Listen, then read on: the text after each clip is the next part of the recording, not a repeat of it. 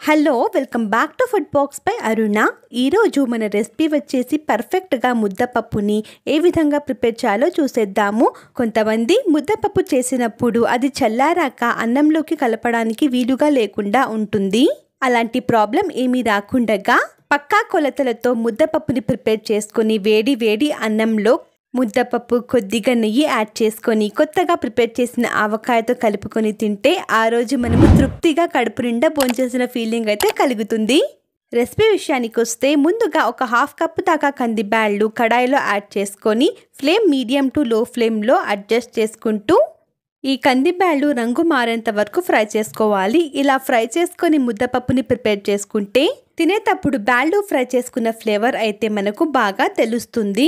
ఇలా colour change అయిపోయిన తర్వాత ఫ్లేమ్ ఆఫ్ చేసుకొని ఈ ఫ్రై చేసిన కందిబ్యాళ్ళను ప్రెషర్ కుక్కర్లో యాడ్ చేసుకొని దీన్ని వాష్ చేసుకుందాము. వాటర్ యాడ్ చేసుకొని ఒక 2 టైమ్స్ వాష్ చేసుకొని వాటర్ అంతా వంపేసుకున్న తర్వాత ఇందులో ఒక 2 కప్పుల దాకా నీళ్లు, కొద్దిగా జీలకర్ర యాడ్ చేసుకుంటే మనకు ఫ్లేవర్ బాగుంటుంది. అలాగే డైజెషన్కి కూడా హెల్ప్ అవుతుంది మనకు. తర్వాత ఒక 1/4 టీ స్పూన్ దాకా పసుపు యాడ్ చేసుకొని బాగా కలుపుకొని మూత పెట్టేసి మీరు కావాలనుకుంటే ఈ బ్యాళ్ళను నానబెట్టుకోవచ్చు. లేకపోతే ఫ్లేమ్ మీద పెట్టేసి హై ఫ్లేమ్లో ఒక 4 విజిల్స్, లో ఫ్లేమ్లో ఒక 2 విజిల్స్ అయిపోయిన తర్వాత ఫ్లేమ్ ఆఫ్ చేసుకొని ప్రెషర్ అంతా వెళ్ళిపోయాక మూత ఓపెన్ చేసి కందిపప్పు ఉడికిందో లేదో ఒకసారి చెక్ చేసుకోండి. కందిపప్పు పలుకులు లేకుండా ఇలా బాగా మ్యాష్గా ఉడికించుకోవాలి. ఉడికిపోయినా కూడా ఇందులో కొద్దిగా వాటర్ ఉండేలాగా చూసుకోండి.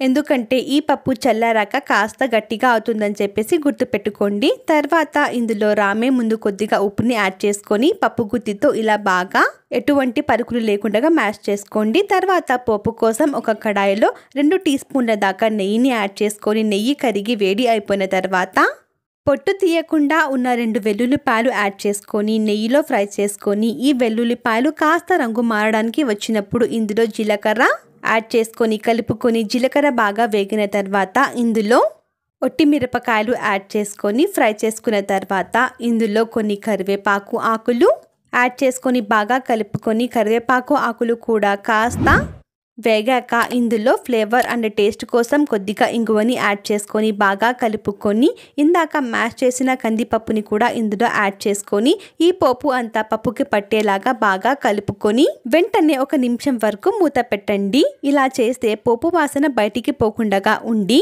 పోపు ఫ్లేవర్ అంతా ముద్దపప్పుకి బాగా తగులుతుంది. ఇలా నేను చెప్పిన కొలతలతో ముద్దపప్పుని ప్రిపేర్ చేసుకుంటే ఖచ్చితంగా 1 రోజు వరకు ఈ ముద్దపప్పు గట్టి పడకుండా ఉంటుంది.